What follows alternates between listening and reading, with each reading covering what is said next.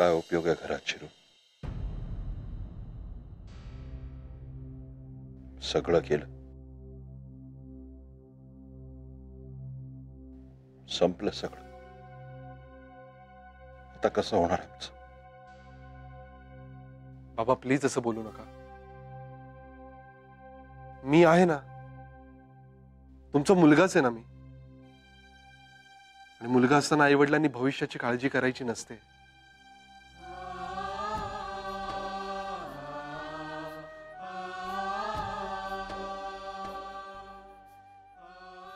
यापुढे आमचं कसं होणार हे वाक्य अजिबात उच्चारायचं नाही. खरंच तुमच्यासारखा जावई मिळाला हे आमचं भाग्यच आहे. आता असं म्हणून अंतरही वाढवू नका आणि परके पण आहे. अहो मेघना आमची फक्त सून नाहीये, आमची मुलगी आहे.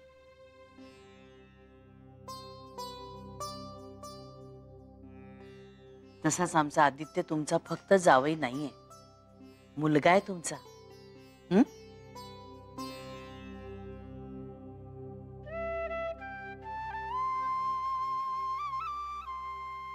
येतो माई.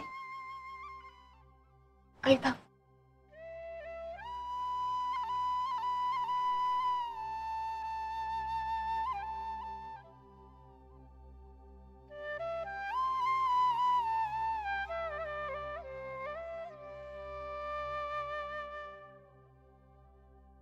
सुखी राहा.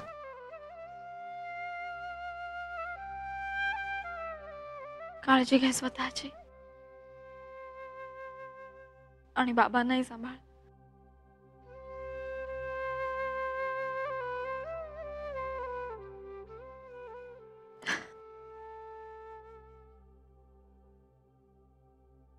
तुम्हा सगळ्यांचा खूप आधार वाटतो हो आम्हाला. तुम्ही नका काळजी करू. कधीही तुम्हाला वाटलं ना की फोन करा, नाहीतर या इकडे निघून. येतो. आदित्य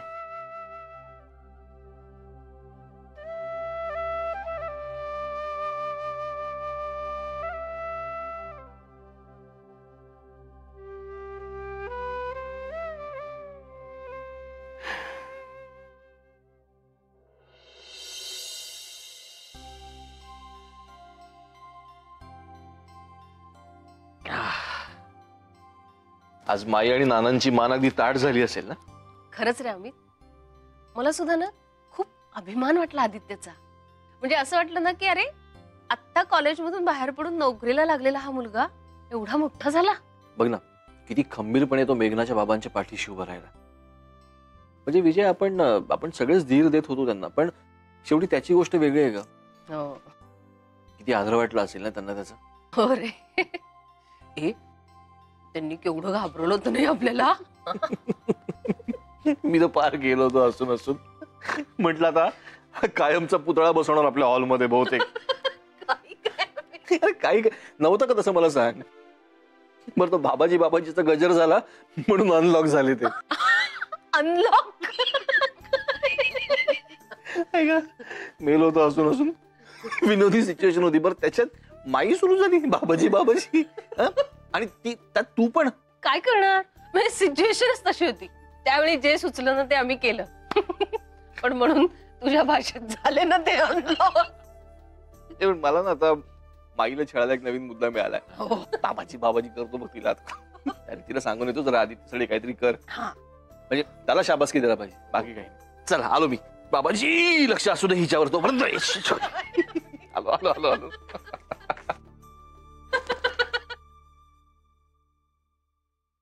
आदित्य, मनापासून थँक्स. कम ऑन, आता थँक्स कशाबद्दल? बाबांना तू ज्या प्रकारे धीर दिलास, खूप आधार वाटला त्या दोघांनाही. आईला तर फार बरं वाटलं. म्हणाली सुद्धा मला, इतकं बोलला तेवढंही पुरे आहे. मनाला हवा असलेला आधार मिळाला आम्हाला. खरंच खूप धीर आला. अरे पण मी काय फक्त बोलायचं म्हणून नाही बोललो. I mean it really. Of course आता ही गोष्ट खरी आहे की तुझ्या बाबांशी माझे बऱ्याच गोष्टींवरून मतभेद आहेत आणि त्या गोष्टीत कधीच तडजोड नाही करणार. पण मेघना, शेवटी बाबा आहेत ते तुझे. तशी नानांची जबाबदारी माझ्यावर असणार आहे, तशीच तुझे बाबा ही सुद्धा माझीच जबाबदारी आहे ना. आणखी एक गोष्ट, तुला इम्प्रेस करायला किंवा तू माझ्या बाजूने निर्णय घ्यावास म्हणून नाही बोलत आहे मी हे सगळं. तुझा निर्णय माझ्या बाजूने नसला ना मेघना, तरी तुझ्या आई वडिलांना कधीच अंतर नाही देणार. I promise.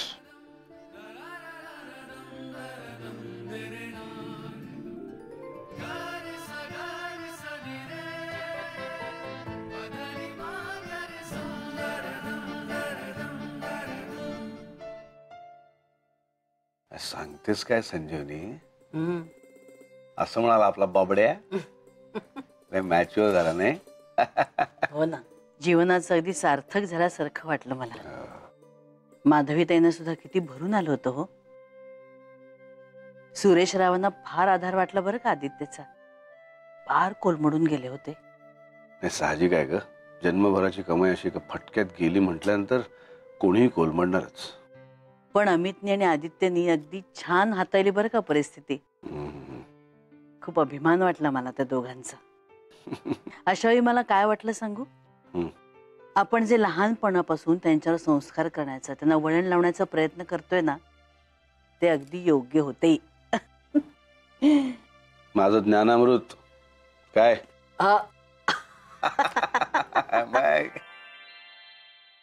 चला, आले ना सगळे? चला चला सुरुवात करूया. अगं मुली, कन्ये, जेवणाच्या आधी मला काही बोलायचंय म्हणून विचारलं मी. आले ना सगळे?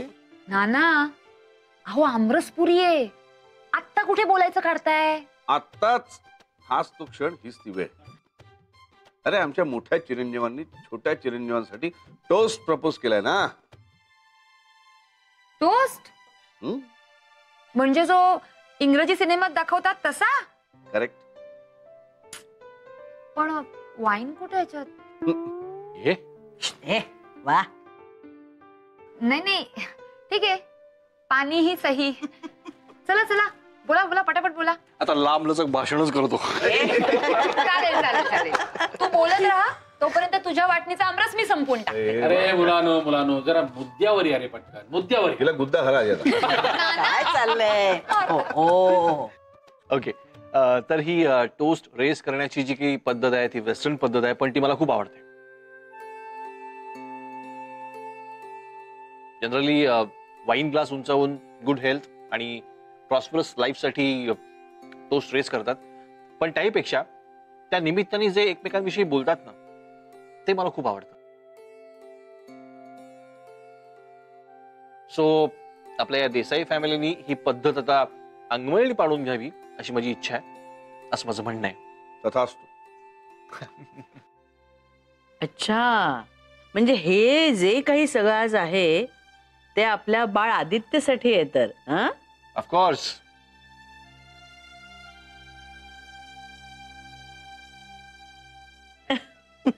चालेल चालेल, करा करा, लवकर सुरुवात करा. हो हो हो. ओके. मेघनाच्या आईबाबांच्या संकटाच्या काळात आदित्य त्यांच्या पाठीशी खंबीरपणे उभा राहिला. Aditya, I am proud of you. Keep it up. असं सुख तुला कायम मिळो. आता मी येस. हा, चांगलं काम करण्यासाठी शाबासकीची थाप खूप मोलाची असते. तेव्हा कौतुकास पात्र ठरलेल्या आणि कौतुक करणाऱ्या माझ्या दोन्ही चिरंजीवांना उदंड आयुष्य आणि तुडुंब आनंद मिळू दे. आता मी बर बर. आदित्याला भरपूर आमरस, भरपूर आनंद आणि हा म्हणजे ज्यामध्ये आहे ना ते सगळं भरपूर मिळू दे. बर. आदित्य खूप उदार आणि गोड मुलगा आहे, त्यामुळे त्याच्या वाटणीचा आमरस मला मिळू दे अशी बुद्धी त्याला होऊ दे, तर मी त्याच्यासाठी रोज टोस्ट करेन. हे काय चाललंय? हे जे काही टोस्ट करण्याचं तुमचं प्रकरण आहे ना, हे मला खूप आवडलंय बरं का. आणि असा क्षण प्रत्येकाच्या आयुष्यात यावा अशी मी देवाजवळ प्रार्थना करते. क्या बात. मला ना माझ्या नवऱ्याची ही कल्पना खूप आवडली. रेखा ना,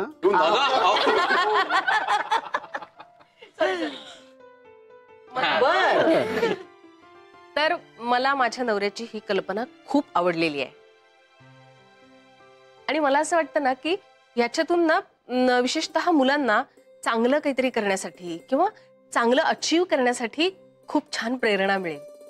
आणि आदित्य आणि मेघनासाठी मला असं वाटतं की त्यांच्या जोडीचा संसार सुखाचा हो अशी मी प्रार्थना करते. आणि आता मेघना मला सुद्धा हे सगळं खूप आवडलंय. पब्लिक स्पीकिंगचं एक छोटंसं ट्रेनिंगच म्हणायला हवं हे. आणि ही एकच गोष्ट नाही, तर यासारख्या खूप गोष्टी मला या घरानं शिकवल्या. त्याबद्दल मी तुम्हा सर्वांची अत्यंत ऋणी आहे.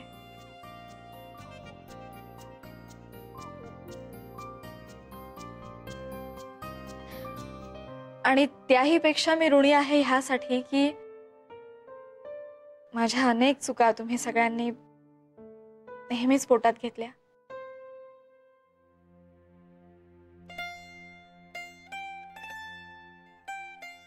Thank you so much. विशेषतः स्वतःचे निर्णय स्वतः घेणं काय असतं हे मी आदित्याकडून शिकले.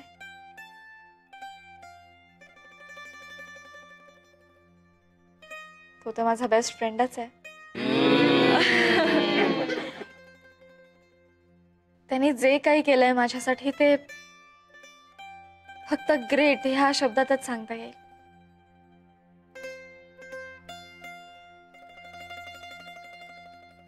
इन शॉर्ट, आदित्यने या घराने माझ्यासाठी जे काही केलंय ते मी कधीच विसरणार नाही. नेव्हर. विसरणार नाही म्हणजे?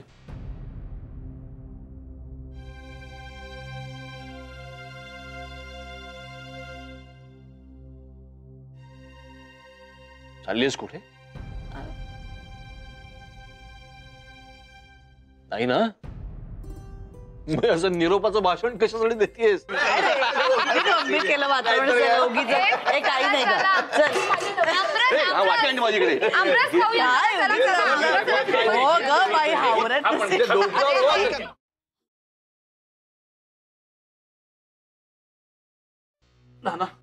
काय रे? आमरसाची गुंगी याच्यात थोडस बोलूया का? अरे झाला ना, टोस झाला, आमरस झाला, आता काय राहिलं? Holiday sanction. माझा नाही हो. मग तुम्ही आदित्याला म्हणाला होतात ना मेघनाची परीक्षा झाली की हॉलिडे पॅकेज देतो, 4 दिवस जरा बाहेर जाऊ नये. हो, पण त्याने सुट्टीचं कारण सांगितलं आणि नंतर पॉइंट ब्लँक नाहीच म्हणाला ना.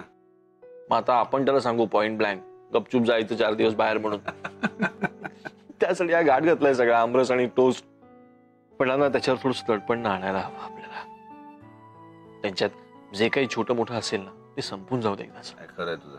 त्याला पाठवायला तर हवाच. मग ते तुमच्याकडे लागलं. येस. मी आता जाऊ आमरसाच्या गुंगीत. ऑलरेडी आहेस तुझा. चला.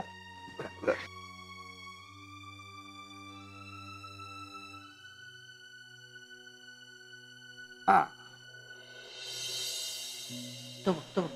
दिसलं तुला? दिसला. पण असं कसं का नाही आजी? आता सूर्य पण उगवतो आणि मावळतो ना. हो.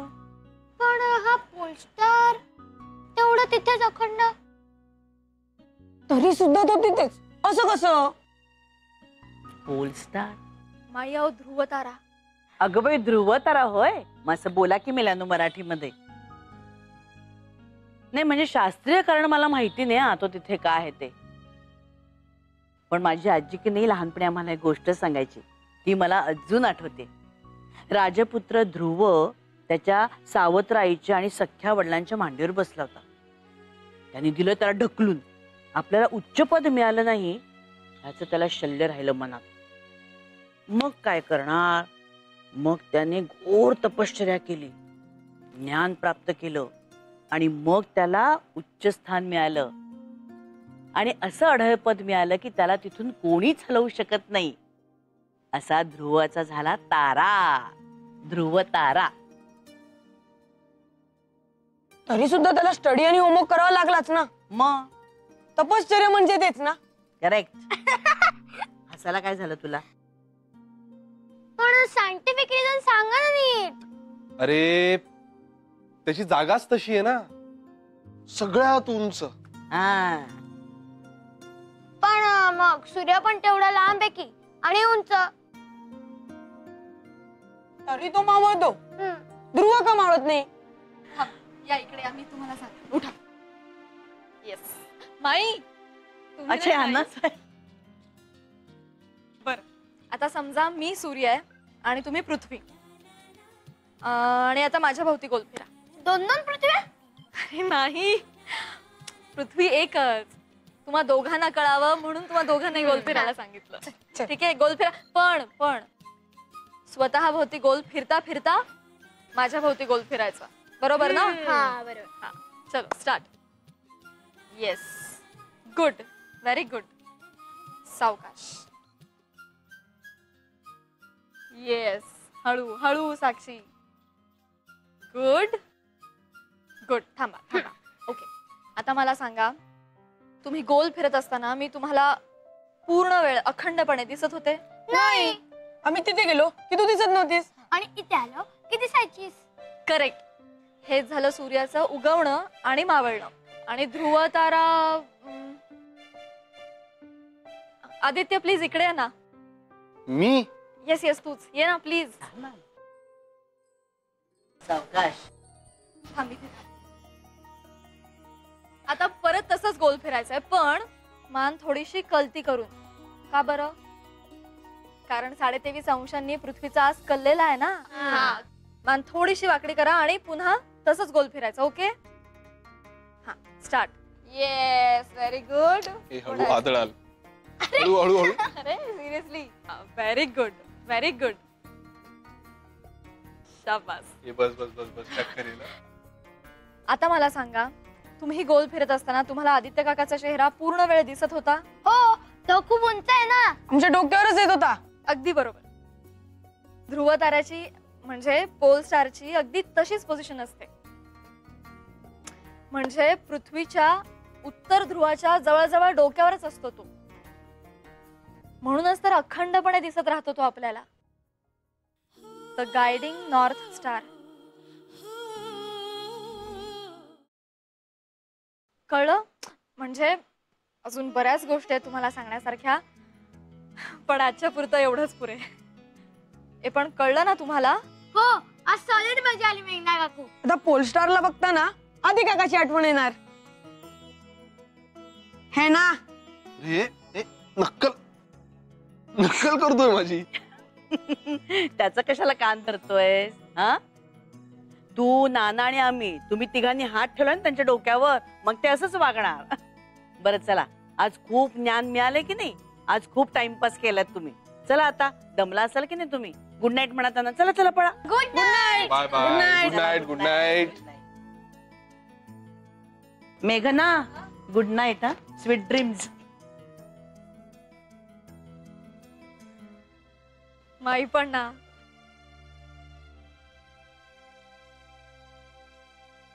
तू तर मला ध्रुवताराच बनवून टाकलंस.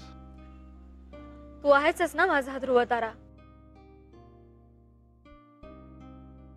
Guiding north star. तो कसा. Because you are my best best best friend.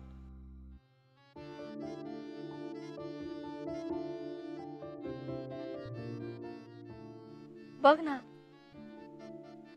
सूर्य उगवतो मावळतो, पण ध्रुव तारा तसाच असतो नेहमीच. बेस्ट फ्रेंडचं तसंच असतं ना. समज गैरसमज, मान सन्मान, असं कितीही धोकं पसरलं तरी तो तसाच असतो, स्थिर, मैत्रीचा हात घट्ट धरून. है ना? अरे तू पण